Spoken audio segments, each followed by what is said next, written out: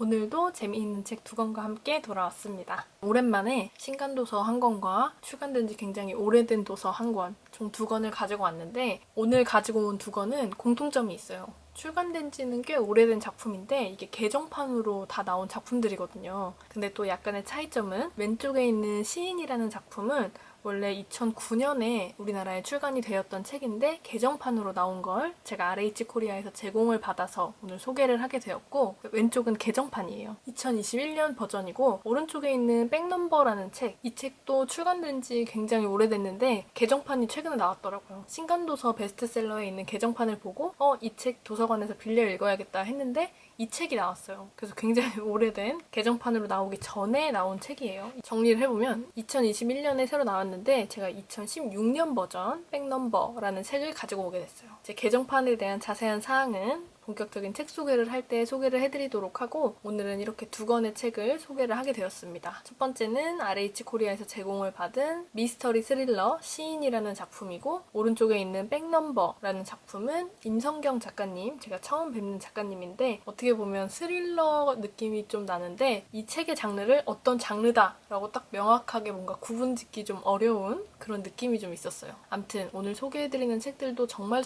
재밌으니까 기대 많이 해주시고 121탄 다독다독 책순위 바로 시작합니다.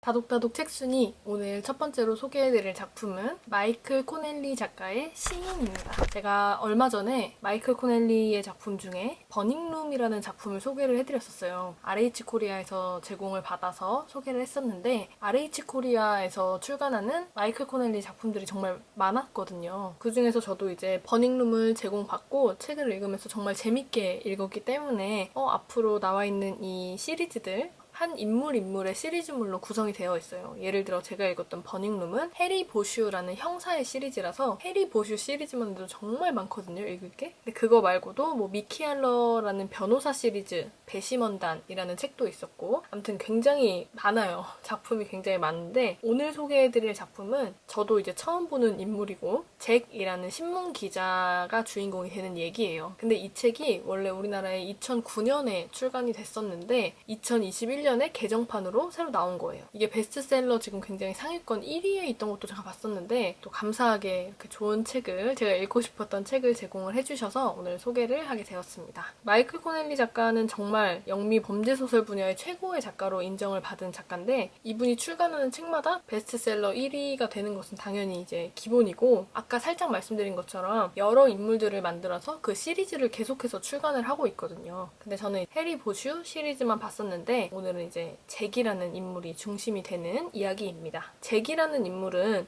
살인사건을 전문으로 하는 신문 기자였어요. 주인공 잭한테는 쌍둥이 형이 있었어요. 션이라는 사람이 잭의 쌍둥이 형이었는데 이 사람은 살인사건을 담당하는 형사였어요. 그러니까 쌍둥이가, 형은 살인사건을 담당하는 형사, 동생은 살인사건을 전문으로 하는 기자, 살인사건으로 엮여있던 형제였는데 갑자기 쌍둥이 형이 자살을 했다는 소식을 듣게 됩니다.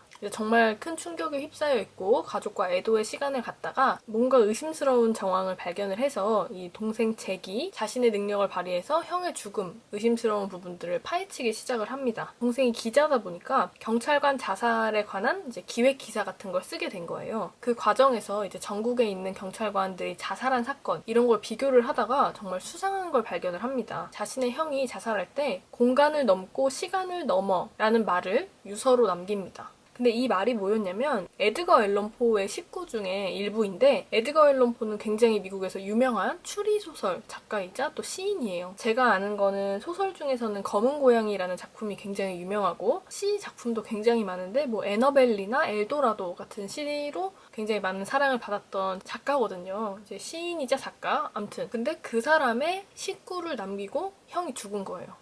정말 이상하다고 말씀드렸던 게, 전국에 있는 경찰관 자살 사건을 조사를 하던 잭이 자살한 몇몇 형사 중에 같은 식구를 유언으로 남기고 자살을 택한 사건들이 발견이 됩니다. 근데 그 사람들의 공통점을 또 보니까 엽기적인 성범죄 살인 사건을 담당하고 있었고 굉장히 스트레스를 많이 받았던 공통점이 드러나기 시작을 한 거예요. 잭이 결론을 내기를 자살을 가장한 연쇄살인범의 소행이겠구나 라고 생각을 합니다. 기자였던 잭이 본격적으로 범인을 찾아내기 위해서 나서는 이야기인데 이 사건에 FBI가 이제 또 개입을 하게 돼요. 물론 기자로서의 그런 능력도 있지만 혼자 범인을 찾기에는 어려웠기 때문에 FBI에 이제 수사 공조를 요청을 하는 거예요. 내가 이런 공통점을 찾아냈고 범인을 잡는 데 도움이 될 수 있을 거다 해서 자신이 이제 돕겠다. FBI와 같이 범인을 찾게 해달라 라는 말을 하고 레이첼이라는 FBI 요원과 함께 범인을 찾게 됩니다. 이 소설의 좀 특이한 점, 제가 최근에 읽었던 작품에서는 볼 수 없었던 조금 특이한 점이 뭐냐면 범인을 초반에 아예 공개를 해요. 이름도 공개를 합니다. 글래든이라는 남자인데 얘는 아동 성범죄자에다가 살인범이에요. 그러니까 정말 쓰레기 중에 쓰레기인데 얘가 아예 등장을 해요. 처음부터.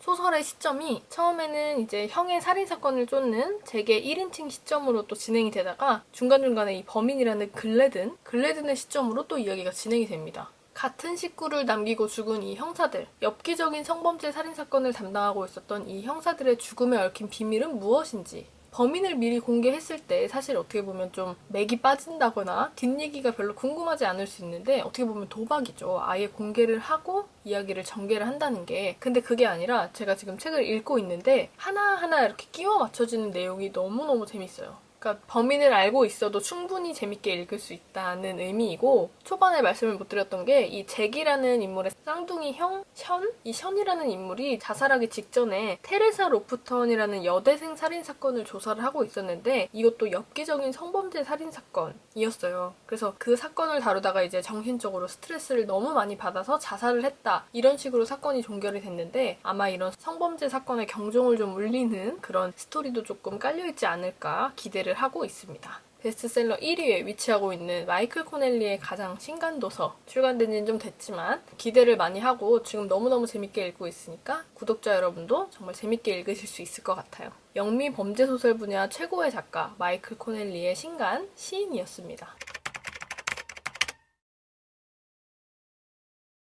다독다독 책순위 오늘 두 번째로 소개해드릴 작품은 임성경 작가님의 백넘버입니다. 오프닝에서 살짝 말씀드린 것처럼 올해 이제 처음 나온 책이라고 생각을 해서 도서관에 검색을 했는데 표지 이미지를 확인을 안 하고 그냥 예약을 했어요. 근데 예약을 하고 받아보니까 표지가 다른 거예요. 그래서 봤더니 이게 개정되기 전에 2016년에 나온 작품이더라고요. 이 책은 2016년 들녘 출판사에서 나온 책이고 지금 신간도서로 아마 보시는 분들은 2021년 7월 고즈넉 ENT에서 나온 책일 거예요. 근데 고즈넉 ENT는 제가 K-스릴러 때문에 굉장히 좋아하는 출판사인데 거기서 나온 표지나 이런 느낌들도 굉장히 좋더라고요. 그래서 이 책 자체는 굉장히 오래됐다.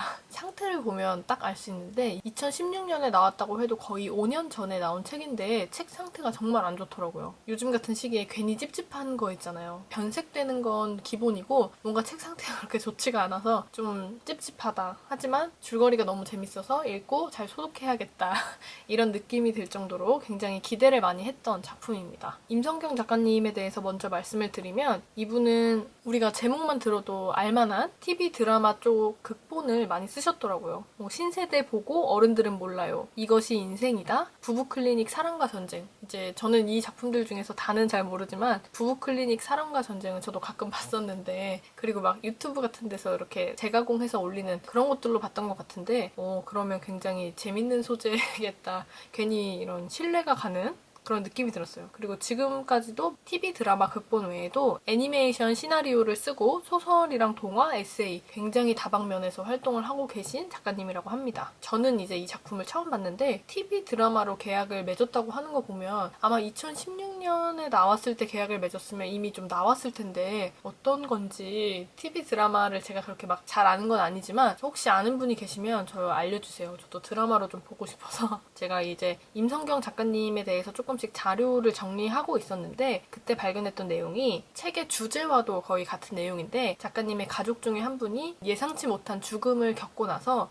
그때 만약에 내가 이 죽음에 대해서 미리 알았더라면 어땠을까라는 고민을 하셨대요. 그래서 그런 고민에서부터 거기에서 시작이 된 게 이 백넘버라는 책이라고 하더라고요. 많은 사람들이 이런 생각을 하곤 하는데 만약에 누가 세상을 떠났거나 어떻게 보면 남녀 간의 이별이라던가 어찌됐든 그 이별은 굉장히 힘든데 이별을 겪기 전에 내가 이걸 알았더라면 괜찮을까? 아니면 아는 게 더 힘들까? 이런 고민들을 많이 하잖아요. 책을 읽을수록 그런 내용을 또 되돌아보게 하는 느낌이 있어요. 줄거리는 원영이라는 남자애가 주인공인데 얘는 대학에 입학하고 얼마 안 돼서 이제 교통사고가 난 거예요. 근데 그 차에 있던 가족들은 다 죽었고 자신만 남았어요. 이제 병원에 응급실에 실려가서 간신히 이제 목숨을 구했는데 병원에서 계속 이제 치료를 받고 눈을 떴을 때 이상한 걸 목격을 해요. 같은 병실에 있던 할아버지 등에 숫자가 써 있는 거예요. 백넘버. 제목의 백넘버처럼 등에 써있는 숫자였는데 갑자기 빨간색 1로 바뀌더니 할아버지가 돌아가셨어요. 그러니까 알고 봤더니 그게 남은 수명이었던 거예요. 이 원영이라는 애가 교통사고를 당하고 나서 다른 사람들의 남은 수명을 볼 수 있는 능력을 갖게 된 거예요. 남은 수명, 이 숫자가 등에 써있던 거예요. 그래서 옆에 있던 할아버지 1이라는 거는 하루 남았다는 의미였고 다른 사람들의 숫자는 다 초록색으로 보였어요. 그러다가 이제 1, 죽음을 앞둔 사람들만 빨간색 숫자로 보이는 그런 굉장히 비범한 능력을 갖게 됩니다. 사고를 당하고 깨어난 다음에 그런 능력을 갖고 있다는 것을 알게 되고 그 이후에 5년 동안 병원에서 생활을 해요. 병원에서 5년 동안 지내다가 이제 퇴원을 했는데 퇴원을 해서 이제 다른 사람들을 마주하니까 모든 사람들 등에 그 숫자가 다 보이는 거예요. 그런 숫자들을 보면서 굉장히 고통스러워해요. 만약에 숫자가 낮은 사람, 병원에 있던 할아버지처럼 정말 1을 가리키고 있는 사람, 이런 사람들을 봤을 때 내가 말을 해줘야 되나? 아니면 어떻게 해서라도 저 숫자를 바꿀 수 있게 내가 어떻게 도움을 줘야 되나? 이런 고민, 이런 딜레마에 빠집니다. 제가 책을 초반부를 지금 읽고 있는데 조금 슬픈 내용이 나왔던 게 어찌됐든 죽을 사람의 수는 정해져 있어요. 그래서 예를 들어서 원영이 A라는 사람을 구해주고 싶어요. 그래서 어떻게 조치를 취해서 이 사람이 간신히 살아나면 뜬금없던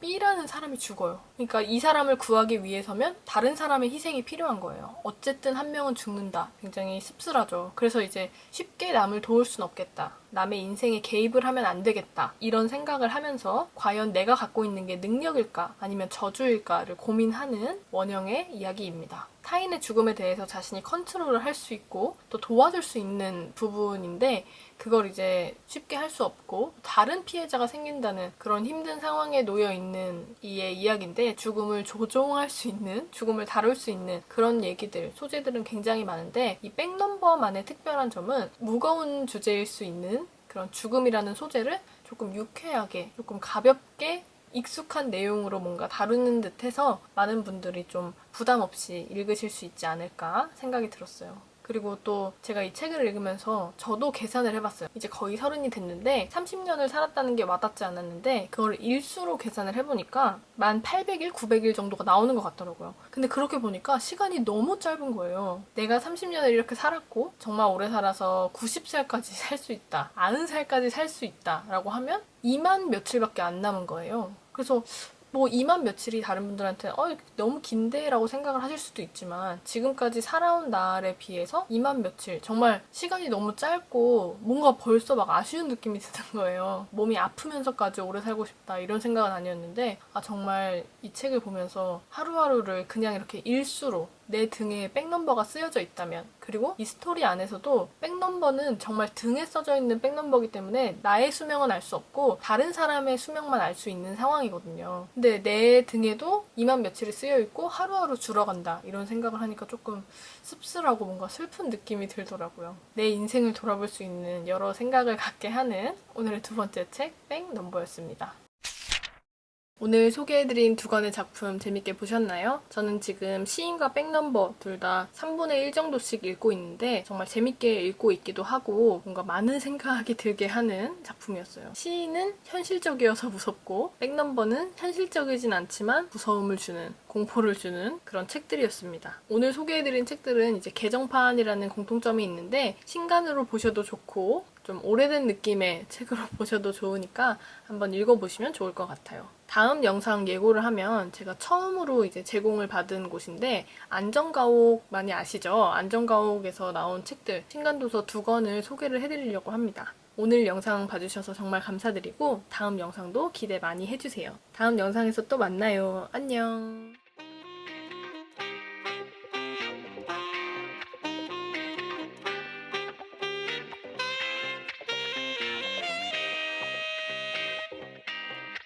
Enchanté.